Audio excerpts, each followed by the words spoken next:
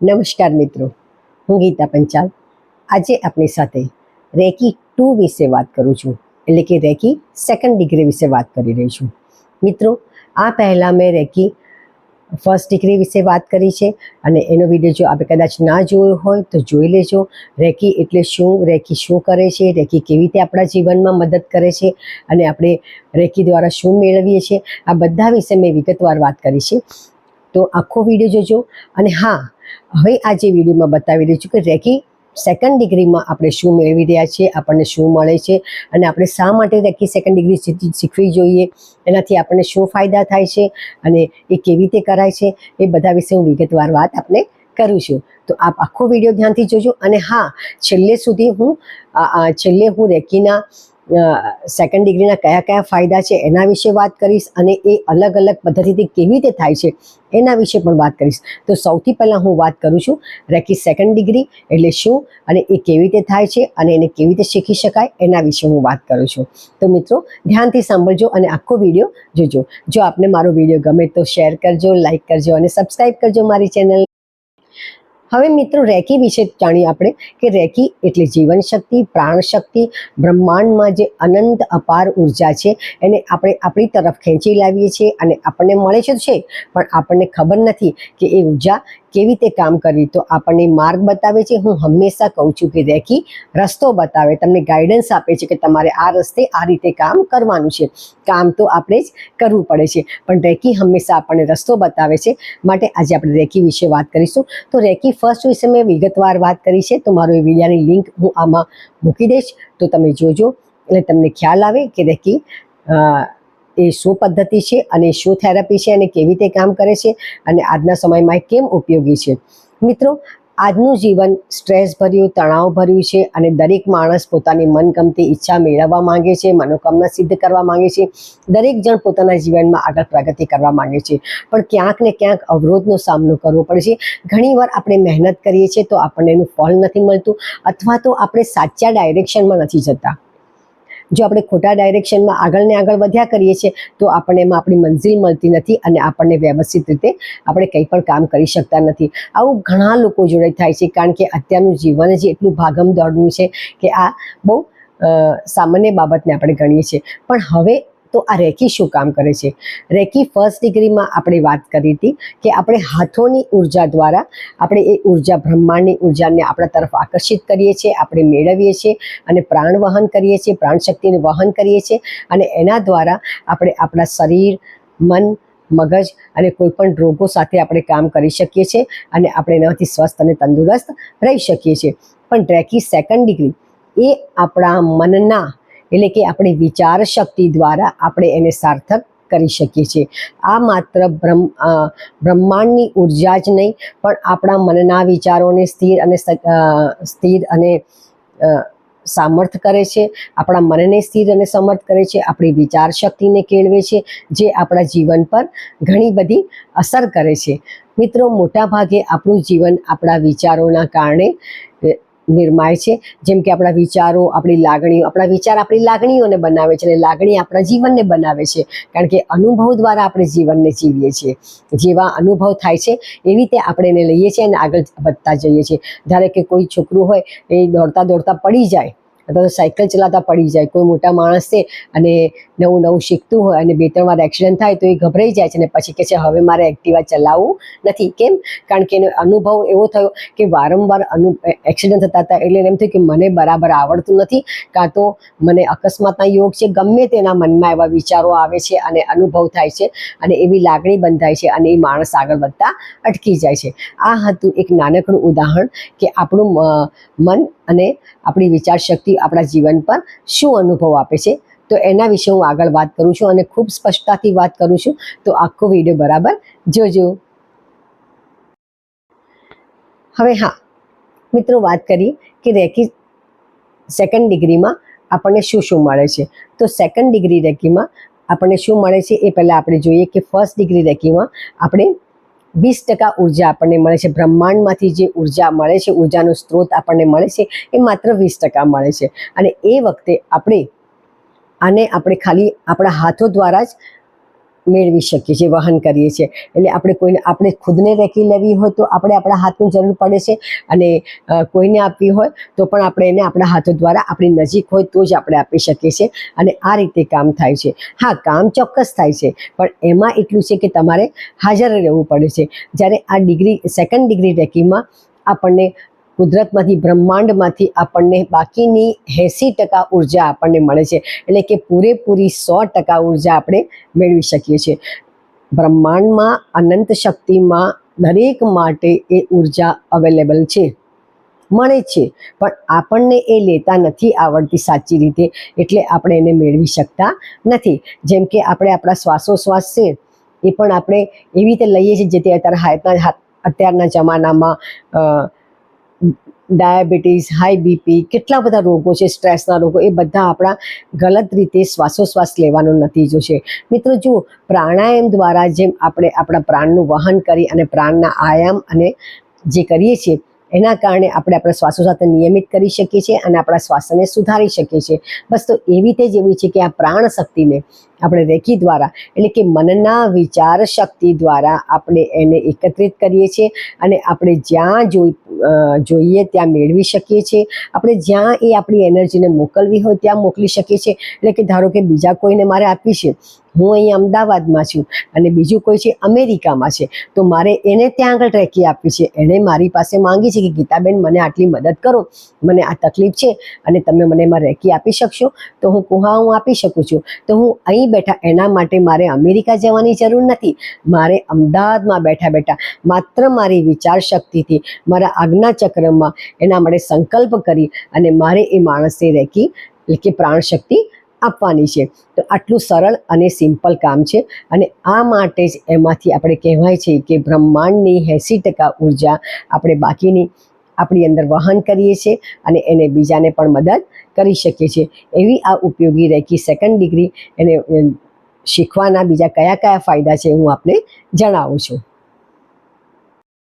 મિત્રો, જ્યારે કોઈ પણ વિડીયો આપણે જોઈએ ને તો આપણે આખો જોઈએ ને તો જ આપણને એ ખબર પડે, અને એને સ્કીપ કરીને જોઈએ તો આપણે એનું બરાબર પરિણામ મેળવી શકતા નથી. માત્ર આખો વિડીયો જોજો. હવે આ રેકી 2માં તમે શું શું શીખો છો? તો રેકી 2માં આપણે મનની વિચાર શક્તિ દ્વારા આપણે કોઈ પણ જગાએ કોઈને પણ રેકી, આખા વિશ્વમાં કોઈને પણ આપણે રેકી આપી શકીએ છીએ.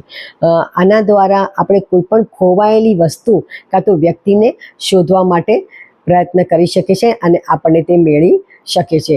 આના દ્વારા આપણી કોઈ પણ મનોકામના હોય, કોઈ પણ ધ્યેય હોય, એને સિદ્ધ થવામાં આપણને સરળતા મળે છે. જો કામ તો બધાએ કરવાનું છે, પણ રેકી રસ્તો બતાવે, આ એક જૂનો નિયમ છે, અને એને જો આપણે ગાંઠે બાંધી દઈએ તો આપણને ખૂબ ફાયદો થાય છે. કારણ કે રેકી રસ્તો બતાવશે, પણ ચાલવું તો આપણે જ પડશે. હા, હવે સમજ્યા મારી વાત બરાબર તમે? અચ્છા, ત્રીજું, આને કોઈ પણ એક રેકી બોક્સ હોય છે, અને રેકી બોક્સમાં આ તમે કોઈ પણ જાત 3 વિશને પૂરી કરી, એક સાથે તમારી 3 વિશને પૂરી કરી શકો છો. તમારા ઘરમાં કોઈ છે, તમારા ડિયરર અને નિયરર છે, એની પણ કોઈ પણ 3 છે. જે વધારે લોભ કરવાનો નથી, કોઈ પણ 3 વસ્તુ. આ બ્રહ્માંડમાં 3નો આંકડો એ એક બહુ જ સૂચક વાત કરે છે, અને એ કોઈ પણ વાતને કરે છે. જેમ કે આપણે કહીએ 3 પ્રકૃતિ છે, 3 શક્તિ છે, 3 દેવો છે, આ બધું 3 છે. તો આ 3 વિશે હું ક્યારેક સમજાવીશ, જ્યારે હું નંબર થેરાપી અને કલર થેરાપીની વાત કરીશ ત્યારે 3નું મહત્ત્વ આપને સમજાવીશ. અત્યારે આપણે રેકીની વાત કરીએ છીએ તો રેકી પર રહીશું. તો આવી રીતે અલગ અલગ પદ્ધતિ દ્વારા, અલગ અલગ વસ્તુ આપણે રેકી સેકન્ડ ડિગ્રીમાં શીખીએ છીએ. આપણે મનની વિચાર શક્તિ દ્વારા, એટલે કે આજ્ઞા ચક્રમાંથી દ્રશ્યની કલ્પના કરી તે દ્રશ્યને સાર્થક કરી શકીએ છીએ. કોઈ ઘટના છે, એ ઘટનાને આપણે જોઈ શકીએ છીએ. આપણા ભૂતકાળમાં થયેલી ભૂલો કે ભૂતકાળમાં થયેલો કોઈ દુઃખદ ઘટના, અને એની માટે જો આપણને સ્ટ્રેસ, તણાવ રહેતો હોય તો આપણે એને દૂર કરી શકીએ છીએ, અને આજના વર્તમાનમાં જીવવાની આપણે શક્તિ મેળવી શકીએ છીએ. ભવિષ્યની કોઈ ચિંતા હોય, ભવિષ્યમાં બનનારી કોઈ ઘટના હોય, અને એના માટે જો આપણે ચિંતિત રહેતા હોય, જેમ કે બહુ સારી વાત એક કરું તો દીકરા કે દીકરીના કોઈના લગ્ન પ્રસંગ છે અને થતા નથી, અને એના માટે હું ચિંતા કરું છું કે હવે આ શું થશે. કદાચ દીકરી કે પુત્રી કે પુત્રવધૂને ડિલિવરી આવવાની છે, બાળક જન્મવાનું છે અને એના માટે કોઈ ચિંતા હોય, ઘરમાં કોઈ પણ ઘટના બનતી હોય આજુબાજુ વિશ્વમાં પણ, અને એના ભવિષ્ય વિશે જો આપણને ચિંતા થતી હોય તો આપણે એને રેકી શક્તિ દ્વારા શુભ સંકેતો આપી શકીએ છીએ, સારી રીતે પાર પડે એવી આશીર્વાદ આપી શકીએ છીએ અને એ ઘટનાને આપણે સુખદ રીતે કલ્પી શકીએ છીએ અને એનું સુખદ પરિણામ પણ આપણને મળે છે. આવી અદ્ભુત એવી આ સેકન્ડ ડિગ્રી રેકી એ ખાલી આપણા મન પર, ઘટનાઓ પર કે વસ્તુ અને વ્યક્તિ પર કામ નથી કરતી, પણ આપણને આર્થિક અને શારીરિક લાભો પણ મેળવી આપે છે. એના વિશે હું વિગતવાર વાત કરું છું, તો જોતા રહેજો. હવે વાત કરું છું.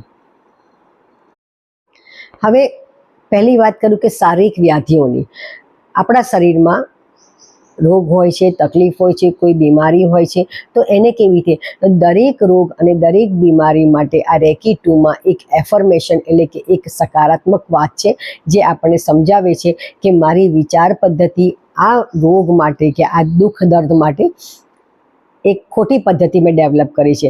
ધારો કે મને ઘૂંટણનો દુખાવો હોય અને હું એમ કહું કે મને તો રોજ ઘૂંટણ દુખે છે અને મારાથી ચાલાતું નથી, હું રોજ આ વાત બોલી અને મારા ઘરમાં મારી જાતને કહું છું, મારા ઘરમાં બધાને કહું છું, મારી આસપાસમાં કહું છું, દરેક જણને હું કહું કે જે પણ મળે ને, શું કેમ આજે દેખાતા નથી ગીતાબેન આજકાલ, એવું મને કોઈ પૂછે તો હું શું કહું, અરે યાર મને તો બહુ ઘૂંટણ દુખે છે, હું તો ચાલી નથી શકતી. એટલે હું શું કરું છું, વારંવાર એ ઘૂંટણના દુખાવાને આમંત્રણ આપું છું અને કાં તો આવીને બેઠો છે એને હું બેસાડી રાખું છું. જેમ કે આપણા ઘરે કોઈ મહેમાન આવે અને આપણે કહીએ ના ના બેસો બેસો જવાય છે એ રીતે આપણે આપણા ઘૂંટણના દુખાવાને કે ના ના રે રે, હું તને રોજ યાદ કરીને રોજ પંપાળ કરું છું, બરાબર ને. તો એને બદલે શું કહેવાનું છે, એના માટે એક ઉદાહરણ આપું છું કે મારે એવા એફર્મેશન આપી અને મારા ઘૂંટણને રેકી આપવાની છે કે મારા પગ સંપૂર્ણ સ્વસ્થ અને તંદુરસ્ત છે અને હું માઇલો ચાલું ને તો પણ મને થાક અનુભવાતો નથી અને હું સ્ફૂર્તિ અનુભવું છું. હું માઇલો ચાલી શકું છું. એના માટે હું મારા ઘૂંટણનો ખૂબ ખૂબ આભાર માનું છું, મારા પગનો આભાર માનું છું કે મારા પગ મને આટલું ચાલવા માટે સાથ અને સપોર્ટ આપે છે અને મારું શરીર બિલકુલ સ્વસ્થ અને તંદુરસ્ત છે. એમ કરી આવી રીતે આપણે એફર્મેશન આપી અને આપણે રેકીને આજ્ઞાચક્ર દ્વારા એમાં આપણા ઘૂંટણને સ્વસ્થ અને તંદુરસ્ત નીકાળી સફેદ દિવ્ય પ્રકાશ સાથે જોઈ અને આપણે એને રેકી આપીએ છીએ ત્યારે એ ખૂબ ફાયદો કરે છે અને ધીમે ધીમે આપણે દર્દમાંથી મુક્ત થઈ જઈએ છીએ. હા, દવા લેતા હોય તો લેવાની, એવું કંઈ વાંધો બાદ નથી. જે કરતા હોય એક્સરસાઇઝ કરવાની, બધું કરવાનું. હા, પછી એમ નહીં કે ખાલી એફર્મેશન આપેલા છોડી દો. એફર્મેશન આપો પણ તમારે તમારા એફર્ટ્સ તો આપવા જ પડશે કે ઘૂંટણ માટે. એ આપણને ઘૂંટણ માટે સાચી એક્સરસાઇઝ કરવાની પ્રેરણા આપે છે, આપણને સાચી દવા મેળવી આપે છે અને સાચી ટેકનિક આપે છે કે આપણે શું કરવાનું છે જેથી આપણા ઘૂંટણ સાજા થઈ જાય. તો મિત્રો, આવો અનેક દાખલા છે, અનેક રોગ માટે, અનેક મુશ્કેલીઓ માટે, અનેક સમસ્યાઓ માટે રેકીમાં કોઈને કોઈ એફર્મેશન છે અને જે આપણા આજ્ઞાચક્રમાં જોઈ બોલી અને એને દિવ્ય પ્રકાશમાં જોઈ એને આશીર્વાદ આપીને આપણે આપણી જાતને રેકી આપવાની છે તો આપણે સ્વસ્થ અને તંદુરસ્ત થઈ જઈએ છીએ. અને હા, ફક્ત આપણે આપણી જાત માટે નહીં, બીજા આપણા કોઈ પણ માનવી, આપણા નજીકના સગા હોય, દૂરના હોય, કોઈને પણ આપણને લાગે કે આને જીવનમાં તકલીફ છે, દુઃખ છે અને આપણે એનું દુઃખ દૂર કરવા તત્પર છીએ તો આપણે એને આપી શકીએ છીએ. પણ રેકીમાં એક વસ્તુ ખાસ ધ્યાન રાખવાની છે, કોઈ તમારી પાસે માંગે ત્યારે તમે આપો.